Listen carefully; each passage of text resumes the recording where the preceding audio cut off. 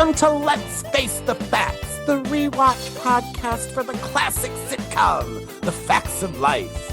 Join us each week as we synopsize, analyze, criticize, and ultimately idolize the show. And now, here's your host of Let's Face the Facts, the wonderful David Almeida. Welcome back. It's another week, another show. Thank you for downloading and pressing play. This is David, and I'm already connected and speaking to Matthew on the Zoom call. Hi, Matthew. Hi, David. We have a great episode this week to talk about. We do? Did we watch the same episode? Did you not? I guess because I didn't hate it. I wasn't too horribly mad at it. Yeah, the word great didn't come into my notes at all, but all right. How about it's great that we still continue to meet together and talk about this TV show. We have an episode to talk about. There it is. Okay. I cannot disagree with that statement, Your Honor. Oof. Before we start, we've got some housekeeping again. More housekeeping this week, Matthew, but it's kind of a fun thing. First off, we need to welcome a new Tutti Frutti, Matthew. Ooh. Another Tutti Frutti, Mendel H.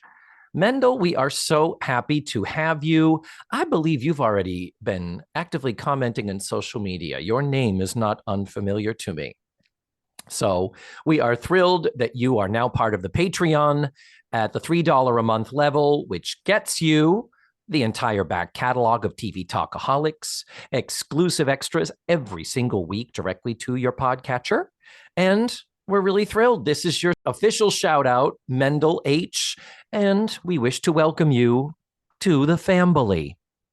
And then remember last week we did a little viewer mail, Matthew? Yeah. Not really a thing. Viewer mail would imply we have many people writing into us.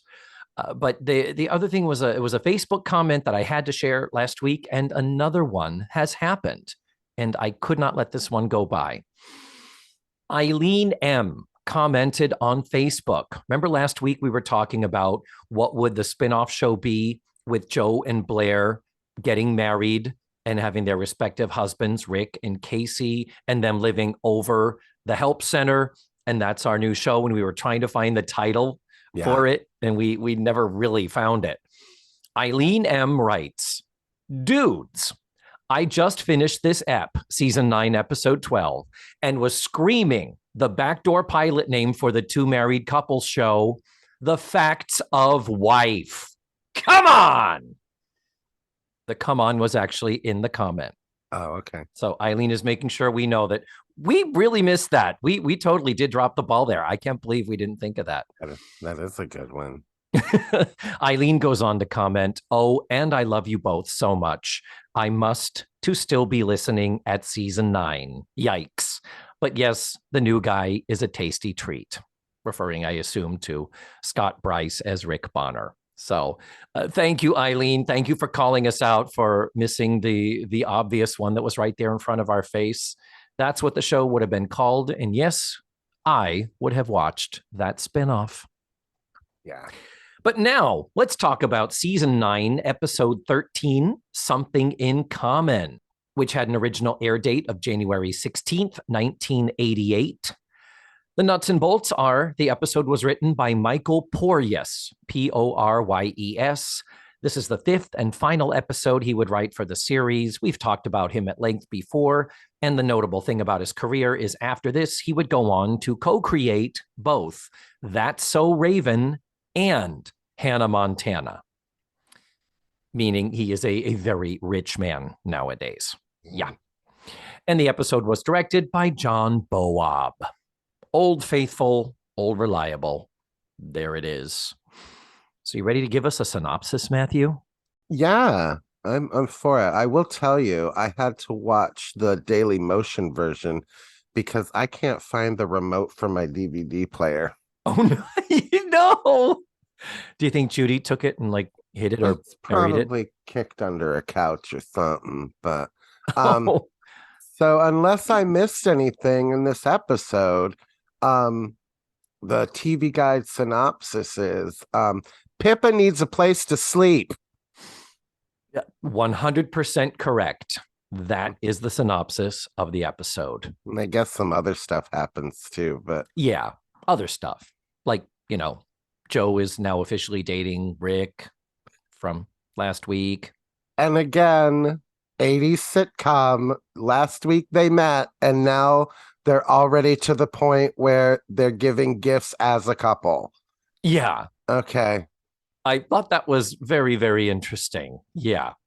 But the great thing about this episode is we get more Rick. We get the wonderful Scott Bryce reprising his role as Rick Bonner, soon to be Joe's fiance and husband. We don't know that yet. Soon to be Joe Bonner. Joe Bonner. Joe Boner is a name I used to dance under, Mm-hmm. but that was a long time ago. That was, back in the early 2000s. And we also, of course, get Alex Rocco as Joe's dad. And of course, it's a little bit of a TV trope plot where Joe's dating a guy and it seems like it's getting serious, but her dad doesn't like him. Oh, what's going to happen? Oh, they're fighting over the boy she likes. That's well, okay. Yeah. I did write down like this trope of the first meeting and the boyfriend's weird. Because he's meeting him in a dress, but I just like, okay. But I thought the way they handled it was pretty good, actually. I thought agree. The conversation that they had was pretty good. Yeah, there really weren't many. I'm trying to think if there were any come on moments here. Just when Pippa opened her mouth and, oh, yeah, moldy oldie. Yeah. That line did not get a laugh. None of the Australianisms that she used got a laugh. Not one of them. So in your punchable Pippa moments, the audience would have heard you making contact with her face and your fist. You're her moldy oldie. Get the fuck out. He's 52. Suck a bag of dicks, Pippa. Yeah. We already hate that you are now officially, as of this episode, a regular on the series. And she is now posed around the piano with all the others in that final shot of the opening credits. And there she will remain through the end of the series. That is definitely upsetting. And we already said we don't like it. Oh, I guess there is another TV synopsis I could have given you. What? Where's Tootie? Where's Yoo-hoo, Tootie? Yep. The fuck, you just take a week off? Yeah, it's so weird. They did mention that she's out of town, just in passing. Ugh, for this to happen with Tootie out of town. Yeah. So we do have the other punchable Pippa moment is the when she says goodbye to Alex Rocco. She says, according to the subtitles on the DVD, she says Uru, O-O-R-O-O, and he says Uru back, and then turns to Joe and says, I don't know what I just said, which actually did get a little bit of a laugh. Thank you, Alex Rocco. But it's actually, I did look it up and Google it. The term is Hooroo, H-O-O-R-O-O, which is just an Australian way of saying goodbye, like cheerio, pip, pip. Go fuck yourself. Suck a bag of dicks. Yes, Beverly Ann, how to say goodbye. Yeah.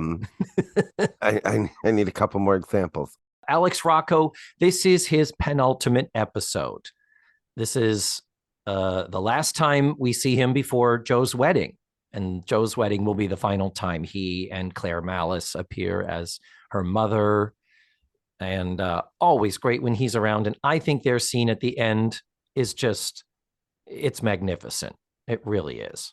They are so good together. They really are. And I love that Nancy McKeon understood that and made sure to keep getting him to play her father in future series. I just love that as a historical footnote, as it were.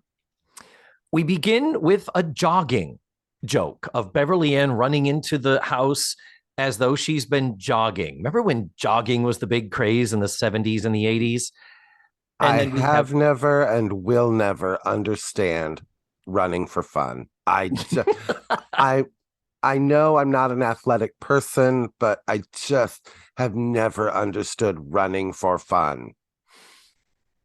I think it is about the endorphin rush. I have done little jogging and running in my life. I'm more of a walker or a biker, a slow biker, but I'm with you there. It's just you need to elevate your heart rate. That you do need to do.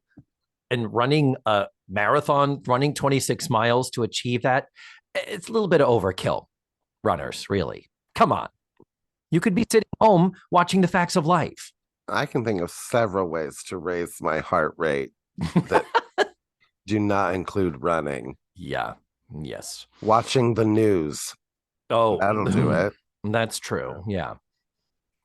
Anyway. So yeah, they're running, and we get the old joke that the old lady is real good at it. I thought I was watching an episode of Life with Lucy for a second.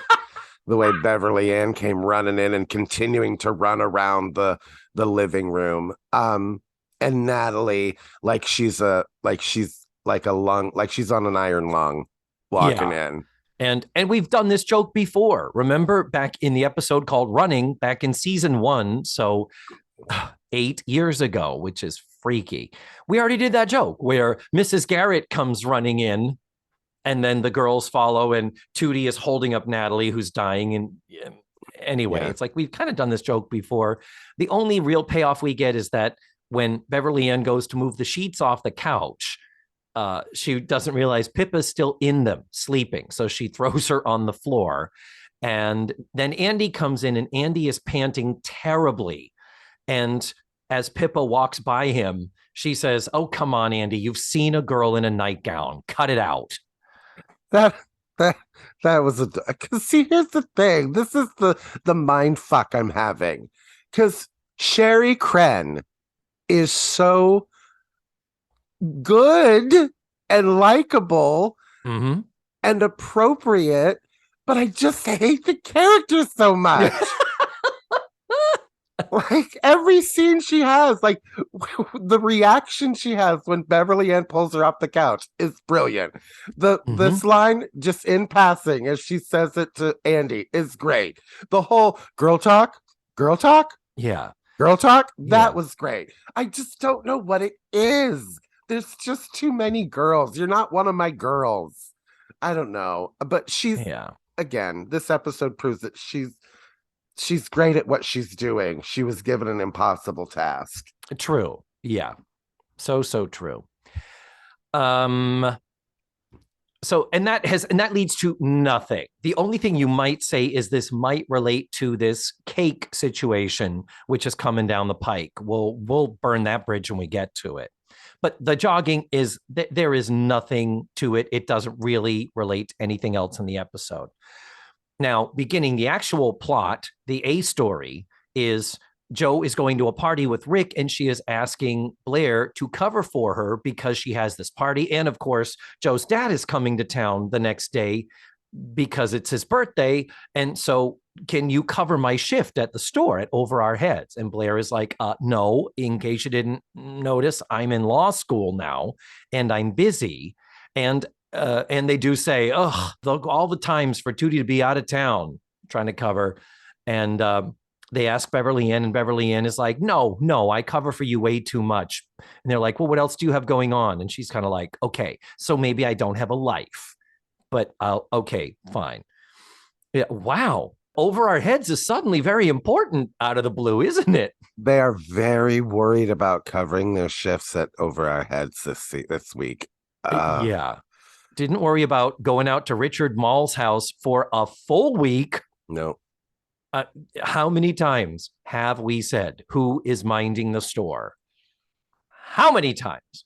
And yet now suddenly it matters. And there's going to be a last time that we say it, David, and we won't know it's the last time we've said it. We might have already had the last time we said who's minding the store. Yeah, maybe.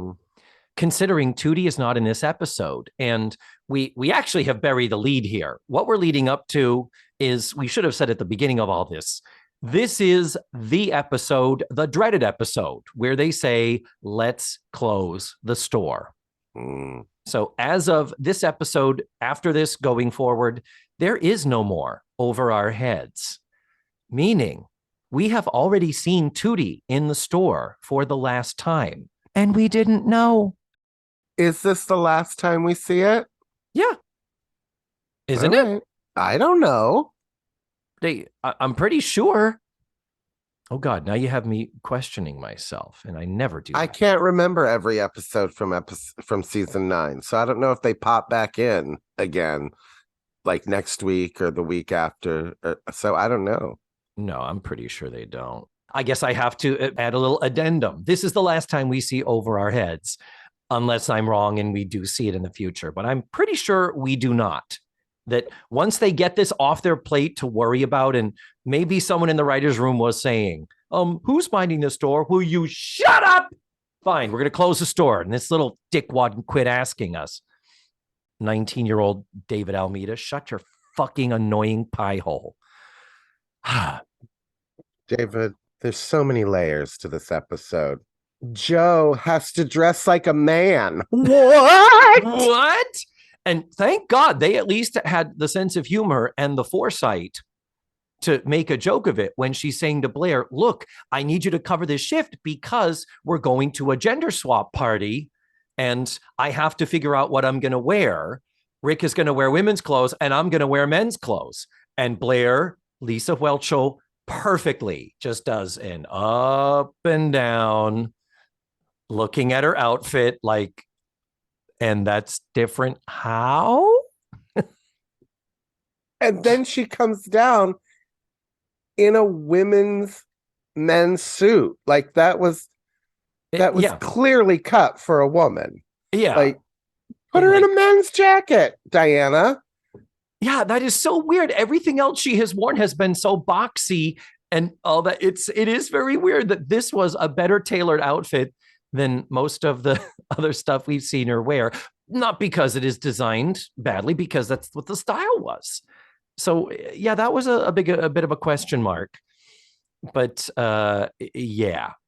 Anyway, this store issue, we haven't gotten yet to closing the store. Just Beverly Ann is saying she'll cover, but it's the last time.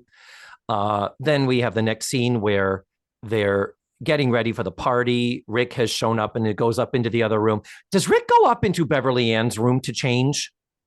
He goes up to that first landing, doesn't he? I think so. I'm pretty sure he does. So there's that. And then Charlie shows up apparently a day early. Joe had earlier said she needed to arrange for a hotel for him. When she leaves and is like, oh, Dad, hey, you're here a day early. Well, we're going off to our party. Hey. And out they go. They just leave him there. And part of me is like, no one in conversation is like, so where were you thinking that you're going to be staying tonight when you show up a day early to... Well, the fact that it's such an ordeal, I have to find a hotel room for him. How am I going to find a hotel room in Peekskill? Yeah. So everybody's going to be here. A 10-minute phone call I'm going to have to make to probably the only hotel in town that I could probably make while I was working in the shop. Yeah, thank you. Because it's not like you have any fucking customers last we saw.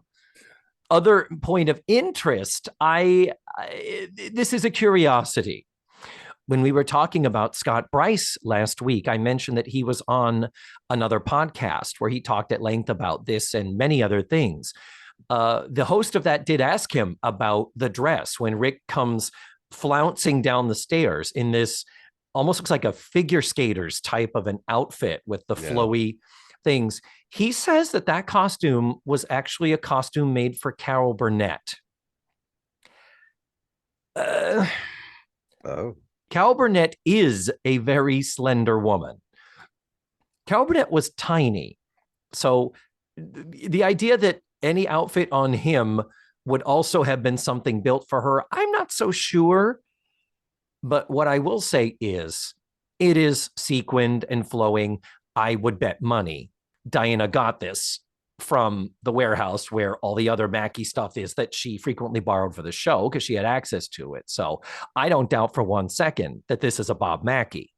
I do doubt that it was built for Carol Burnett because when you're borrowing stuff, you can't do too much to it. She would have had to put some panels in there, and it looked like it was fitting him. Not that Scott Bryce is not a slender man, but he looked like a man. Let's be real. I don't believe he could wear a Carol Burnett article of clothing. But anyway, like I said, I would bet money that is a Bob Mackie, and that's Diana would have gotten it from her warehouse there. Rick comes down the stairs and he is singing. He's singing an actual song. Do you notice? Wasn't it I Feel Pretty? I Feel Pretty from West Side Story. Music by Leonard Bernstein, lyrics by Stephen Sondheim. Thank you.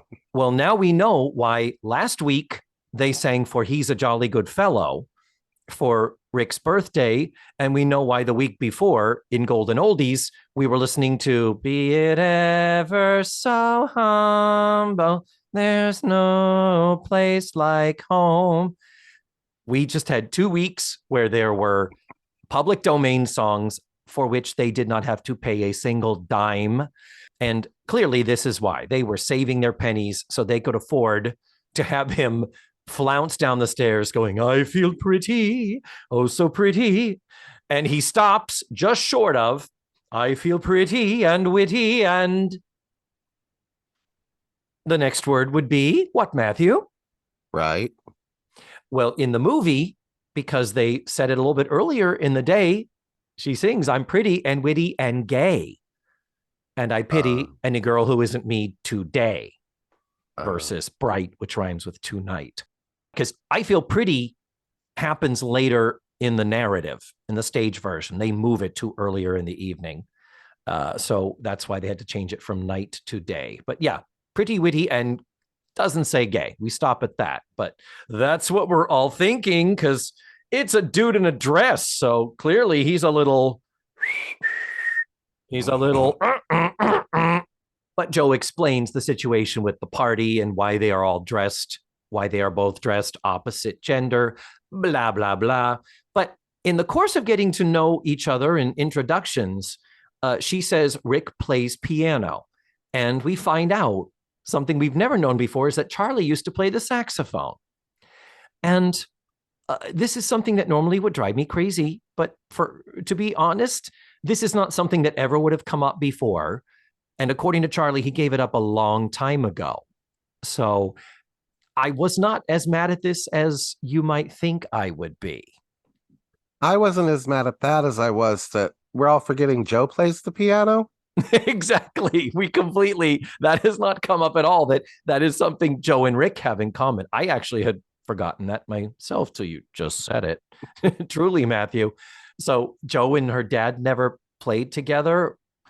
And again, the narrative of Joe was that, well, her mother was a waitress, so she hung out in the clubs. Well, where was Charlie in this? Because the weird thing is Charlie says, oh, that lifestyle, though, just playing in smoky clubs and all that. And so he says, where do you play, Rick? And he says, in smoky clubs. Last week, we said that Rick was a concert pianist. Yeah. Oh, facts of life. Oh, show Bible.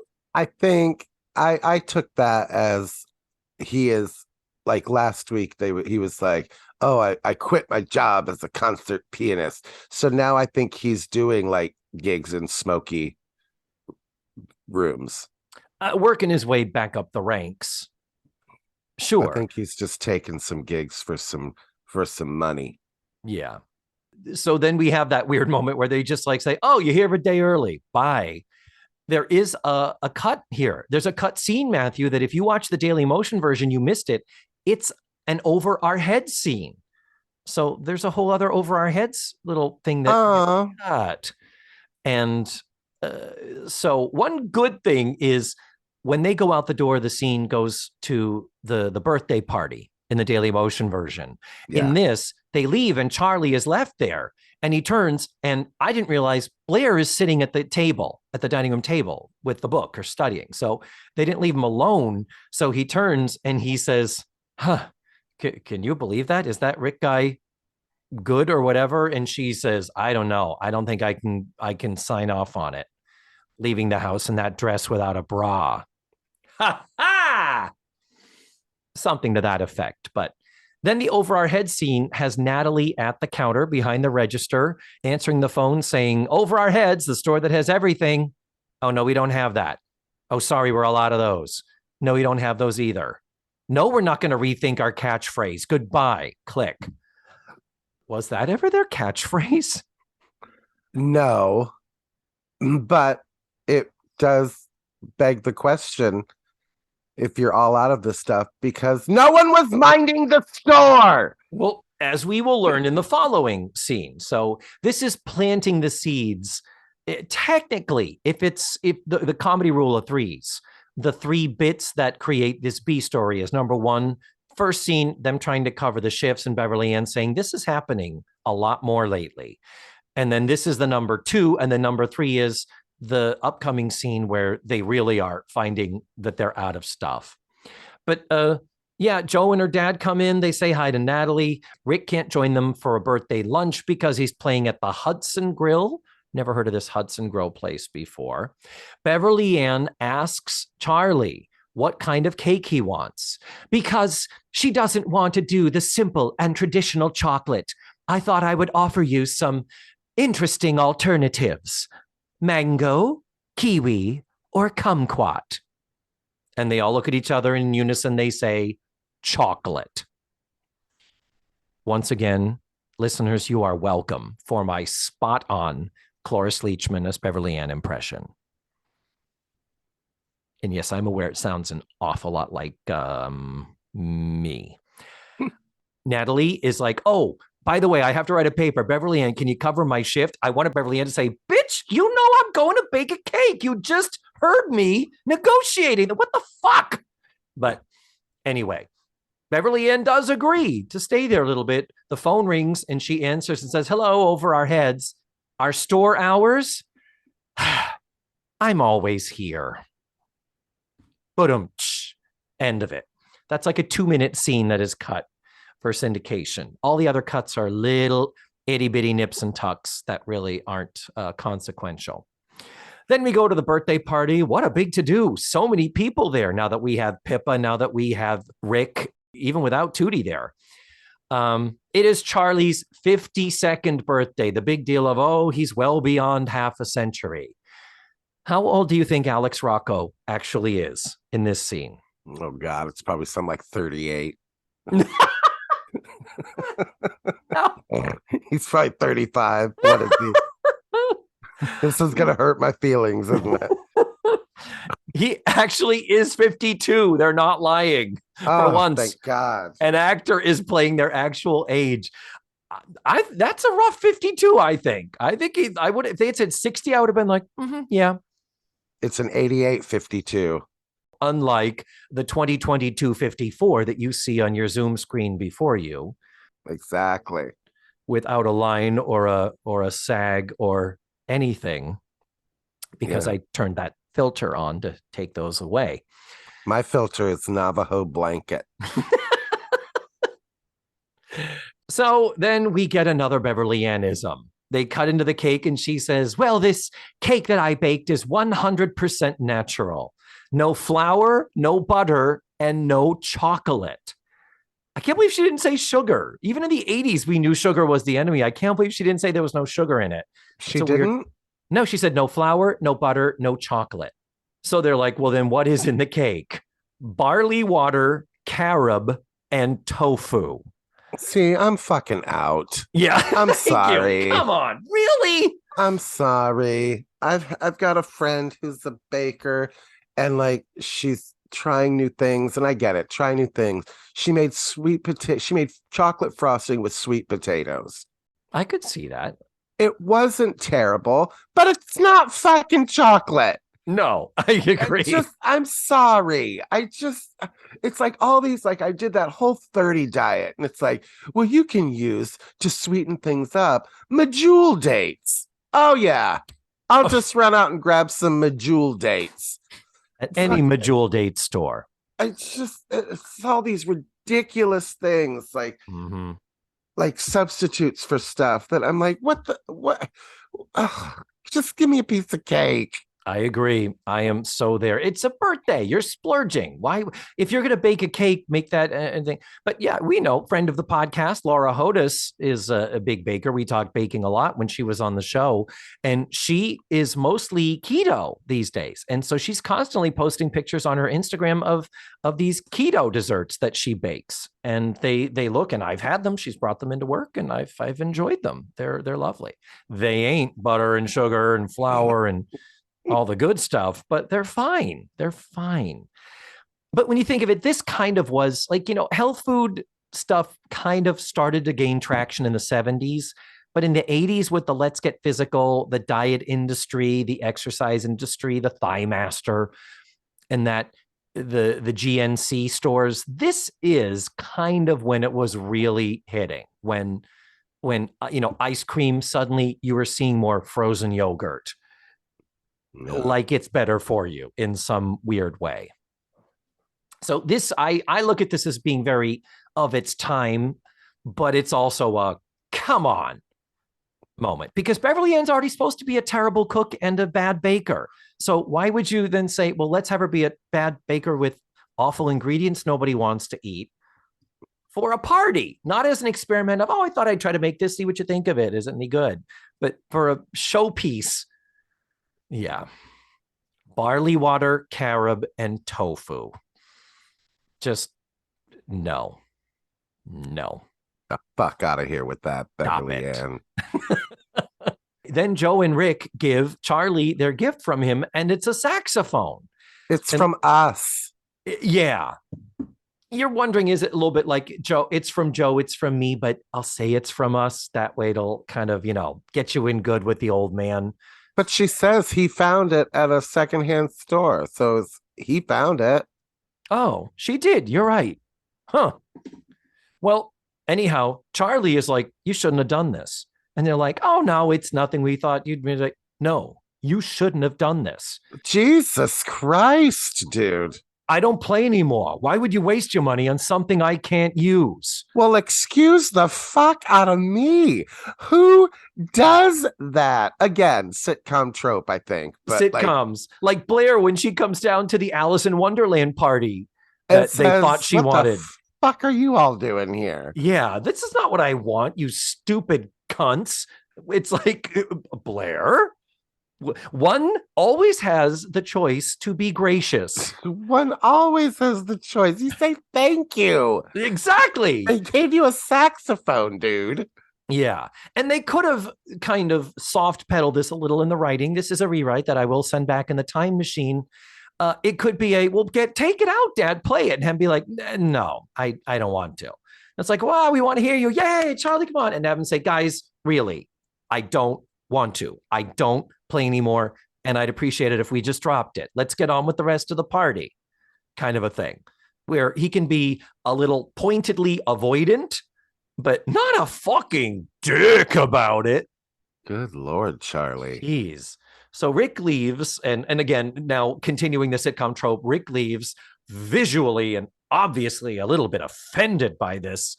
And then Joe and Rick kiss goodbye. They're smooching. And yeah. So in front of your dad. Why not? I don't think they use tongue. It's just, I don't know. So then after he's gone, Joe is like, what in the actual fuck? And Charlie's last words to her before we dramatically go to commercial is, you want me to have a happy birthday? Find another guy to go out with. Wow. Yeah. And, and what's going on here is, and writing wise, this is so difficult. And I think they're mostly successful. all of Rick's dialogue is light and goofy and making jokes and making light of stuff. We're continuing that thing of Rick being kind of the loose cannon goofball. And Scott Bryce is playing it wonderfully, and it isn't as bad or forced as it well could have been. Yeah. So that didn't bother me. They almost could have done a tiny little bit more where Charlie could say, maybe he does at some point, say point blank, this guy's a goofball. He's a clown. He's not serious about anything. Why would you think he's serious about you? I don't think I would have hated that, but as it is, truly, it's fine. It really is. So when we come back from commercial, we're up in the bedroom now. Question is, why is Pippa asleep in Joe's bed? And Blair says, because I wouldn't let her sleep in mine. And it's because there's people downstairs and she didn't want it because Pippa's still on the couch. Joe does ask Blair, what does she think about Rick? Well, what the fuck time is it? That fucking Pippa's the only one asleep. It is weird. Joe does say, why didn't she check? The living room's been empty for an hour. Rick, why didn't she check? Because she's been asleep in your bed. That's true. Why. You're right. And You're totally right. Why is everyone awake? But Pippa's the only one that's in bed. I didn't know what time it was. Maybe it's late at night. I don't know, but. Well, Joe said she went out for a walk. And they're still in their same party costume. So they all did the party. Rick left. Joe and Charlie had the fight, and then Joe went out for a walk. So it is the evening hour, and Blair is studying. So is Natalie. They are playing up Natalie's back in school, back in class, learning writing stuff. So those little elements are here. And again, those are good things. I have to credit the writers, which I'm not frequently able to do because I fixate on the other shit. So, but in response to Joe asking Blair, what do you think of Rick? Because it's literally Joe saying, Dad doesn't like Rick. Am I not seeing something?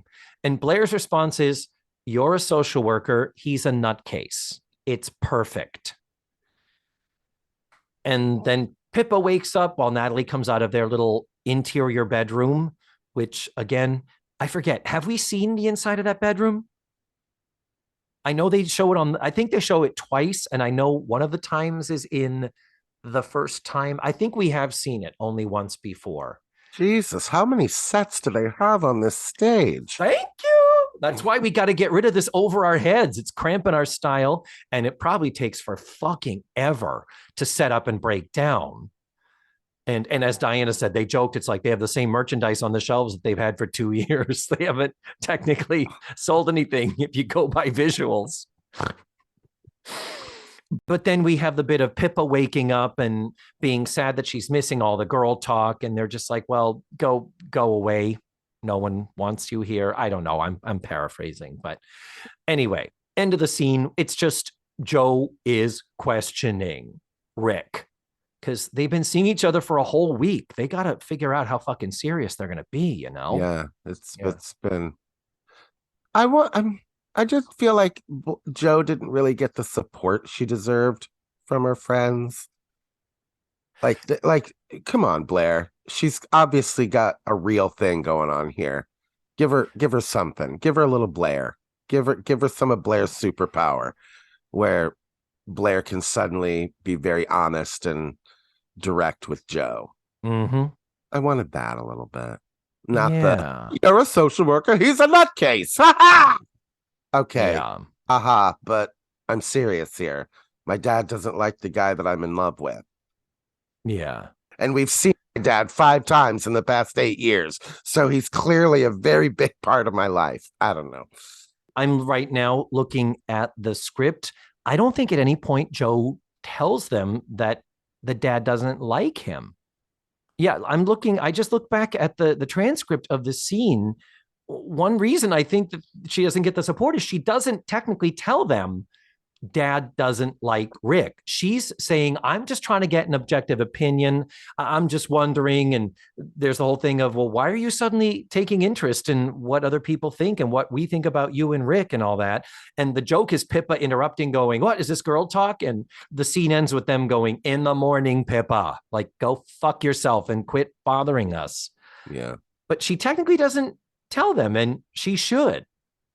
Huh. Very curious. Curiouser and curiouser. But that's Jo, she doesn't like asking for help. She's a tough nut to crack and doesn't need other people. Hey. God forbid we give these characters some layers. Yeah, or vulnerability. Yeah, but, why would Jo be vulnerable around Blair, So then the next scene is, according to the Daily Motion version, now, finally, this is when you, Matthew, and the people watching that version, finally, for the first time in season 9, get to lay eyes on Over Our Heads. Oh, it was like seeing Edna's edibles again. It was like an old friend. It was like a comfortable old shoe. It was. I do want to pause and mention that we do have a Tutti Frutti, Peter B., who had written to us. He's the one that previously mentioned about Tootie being too loud, and it's because of her having the tube in her ear. He also wrote down on Patreon, made a comment that he believed that this was a mock set, that this wasn't the full Over Our Head set, that we had already seen the last of it, and this was just a sort of makeshift, half-assed makeshift half-assed version to give us the visual without having to go the whole way. And Peter, I'm going to have to disagree with you on this. This looked to me like the full-fledged, top to bottom, Over Our Head set. Do you have any thoughts on that, Matthew? I went in knowing that and was particularly noticing things. Mm-hmm. And I'm going to have to go back and see the last time we actually did see Over Our Heads and do a side-by-side comparison. I'm going to have to, because I can see where he's coming from, but at the same time, I'm like, fuck, all those candy displays in the front. Like, was some of the set still there? Like, did they still have the counter, and they just had to build the stuff around it? But because I can kind of see where he's coming from, because it did look Well, it did look different because they were playing up the fact it did look janky. It definitely looked less populated. I think they deliberately made it look like the shelves were emptier. And those candy bins in the front, again, we've never seen them ever sell one fucking jujube in all the years they've had the store. But they made those candy dispensers half full. Some of them were just empty. Like, it was definitely a deliberate choice to say the store needs to look neglected and sparse. But when you consider Jo and her dad in the earlier scene come in from the front door, Beverly Ann comes in from the kitchen to ask about the cake. And then when they're like, oh, we're all out of Vanna White placemats, Jo then appears from the storeroom behind the cookie counter where Edna used to keep her baked goods. Jo comes in from that quote unquote storeroom saying, oh, I found the Vanna White placemats, all 3,000 of them, meaning they fucked up and over-ordered, while other things they were out of stock. So I'm thinking it does look different, but specifically and deliberately so. And more important than anything, Peter, this is my opinion, and I have nothing to back it up. Diana didn't have any input that she could recall as far as this goes. But I am not saying you are wrong. I am not saying I am right. I am just saying this is my opinion. And you sound like you're on the fence. I am on the fence. Mm-hmm. Okay. Well, Peter, if you want to do side-by-sides, I love screen grabs. If you want to take me down, then absolutely send us some screen grabs if you want to. If you think you can pop this bubble that I want to believe, and I need to believe that this is really the Over Our Heads that we've fallen in love with and are never going to see again. So moving on. Yeah. So with all of the things that are out of stock, all the stuff we've already mentioned, and who was supposed to order it, and Natalie and Blair pointing at each other, finally, Beverly Ann, with ledger book in hand, drops the bomb that we did not ever see coming. when she says the words, girls, the store isn't showing a profit. What? What? Homo says what? Haven't seen it in 13 weeks. Have not mentioned it, spoken of it. They've walked in and out of it. That's all we know. It was a door they went through. But the bomb is the store isn't showing a profit. Now, thankfully, the girls don't have a reaction like I just had. They don't turn to her and go, wait, what? What do you? They're just kind of like, yeah. So Beverly Ann puts forth that with their school, with their relationships, with their careers, maybe it doesn't make sense to have the store anymore, particularly with Pippa sleeping in the living room and Andy living in the basement next to the boiler. How many times have they said in the basement next to the boiler? That's multiple times they have pointed that out to us. At least that's a show Bible consistent thing. The boiler is canon. That is true. So they're all like, what? So what? She's like, we could convert the store to bedrooms for Andy and Pippa.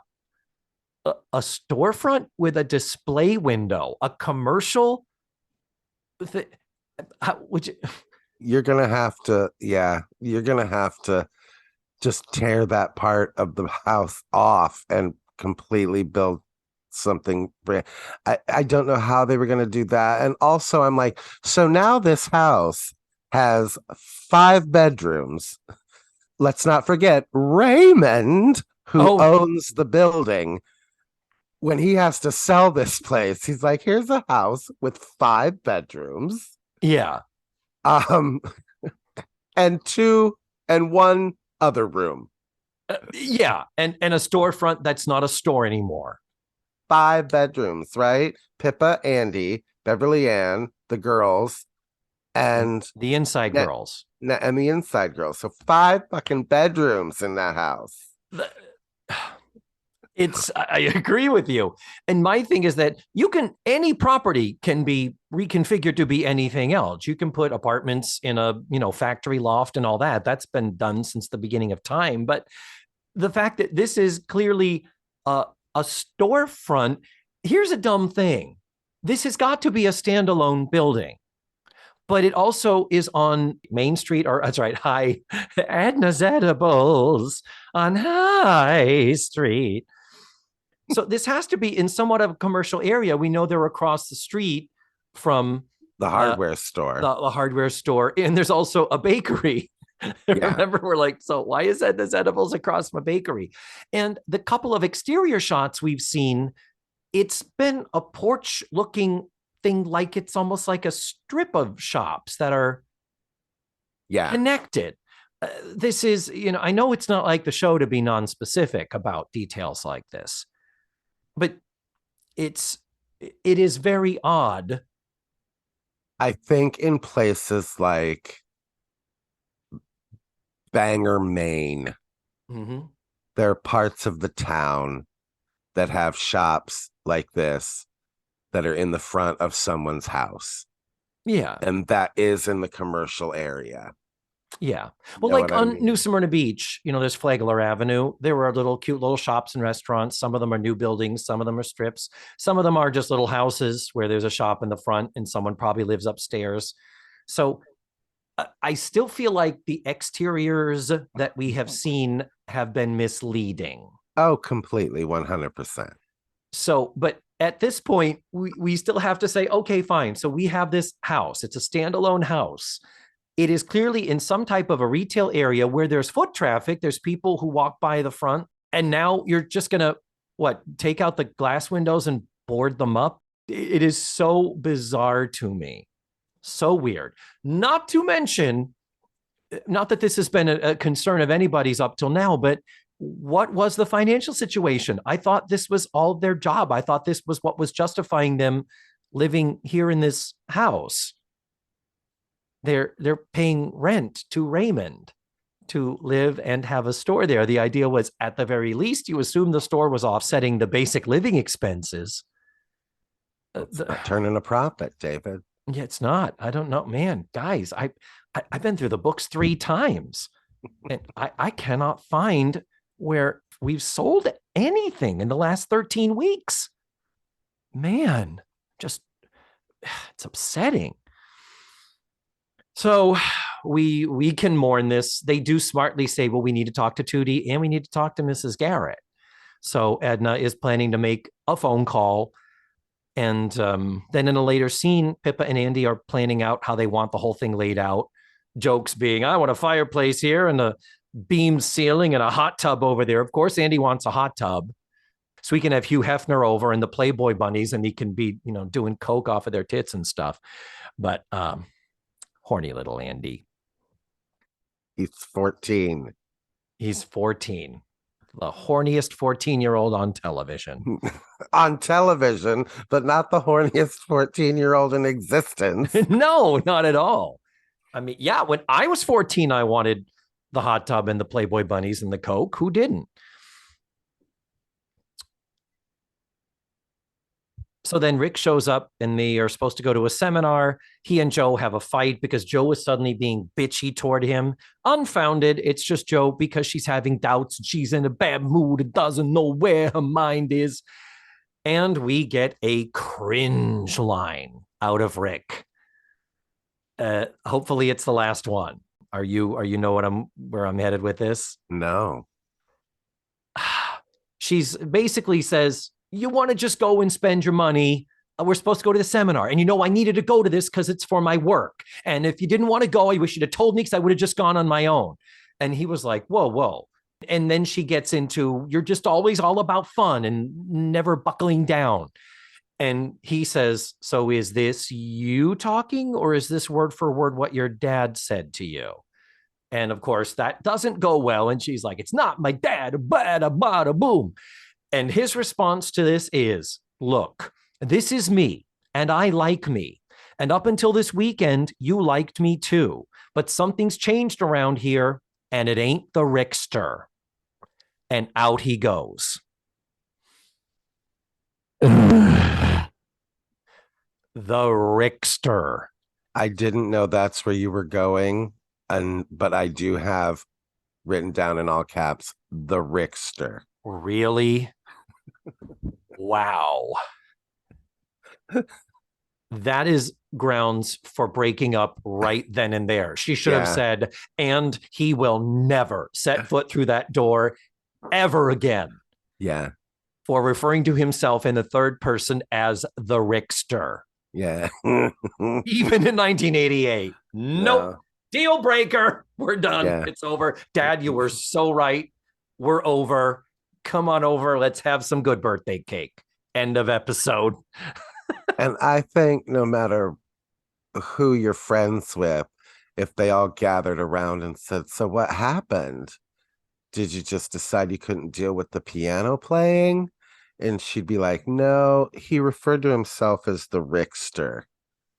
There would have been, the whole room would have been like, okay. Yep. Oh, yep. Yeah. No, yeah. You had to, girl. You had to, yeah. Yeah. Okay. Understood. No more explanation. Deeply, deeply upsetting. So then knock at the door. A white flag is waved inside the door. That gets a laugh. And Joe says, come on in, Rick. And it's not Rick, it's Charlie.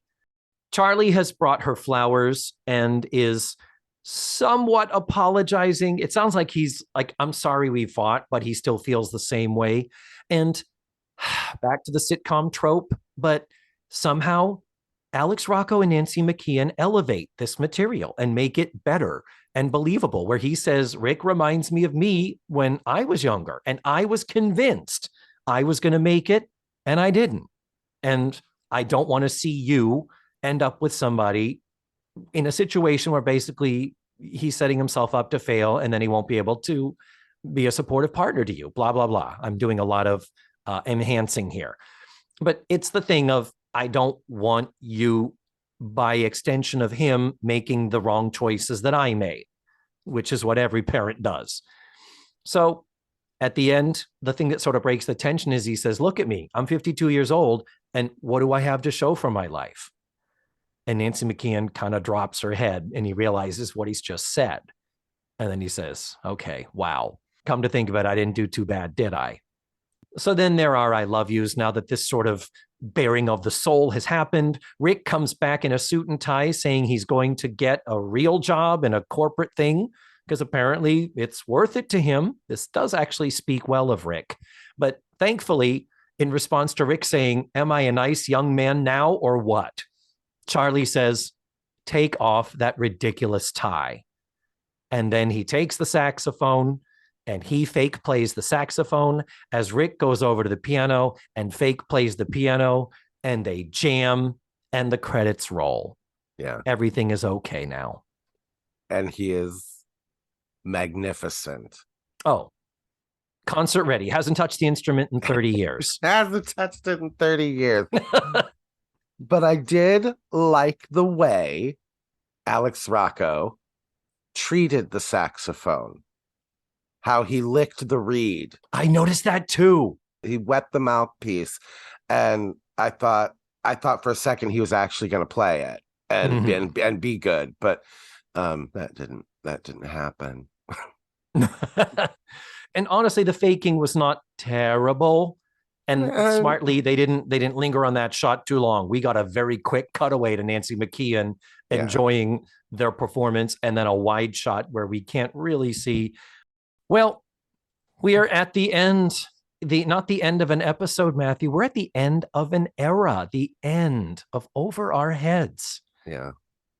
Thank God we got some good Alex Rocco, Nancy McKeon scene work out of them. Thank God we still like Rick in spite of the Rickster. I don't know who else could have pulled off that and had us not hate him infinitely after that. But I was not mad at this episode overall. It's just sad because of what it brings. It brought Joe and Rick closer together, but it brought us the end of Over Our Heads. And I would watch a show where Charlie has bought a jazz club and he needs Joe and her husband, Rick, to help run it.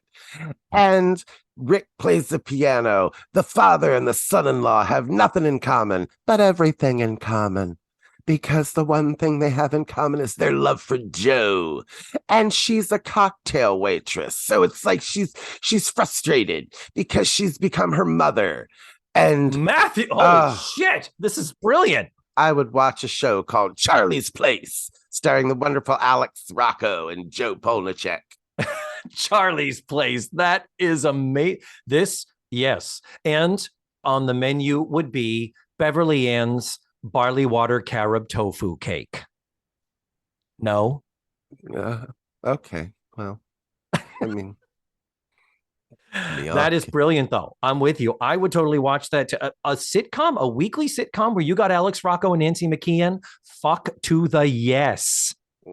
Bring it. I want to go to there. And the Rickster. Charlie and the Rickster.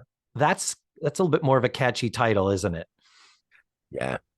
So that brings us to the end of season 9, episode 13. Next week, we're going to be bringing you another TV Talkaholics release. It's the episode where we discuss The Worst Witch, the 1988 TV movie that Charlotte Rae did right after she left The Facts of Life.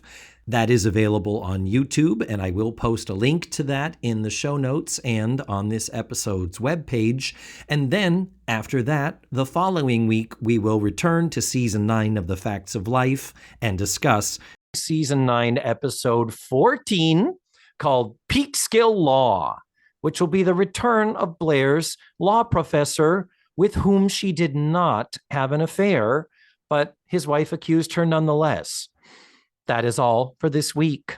Thank you so much for listening to this week's show, and remember, the facts of life are all about the Rickster.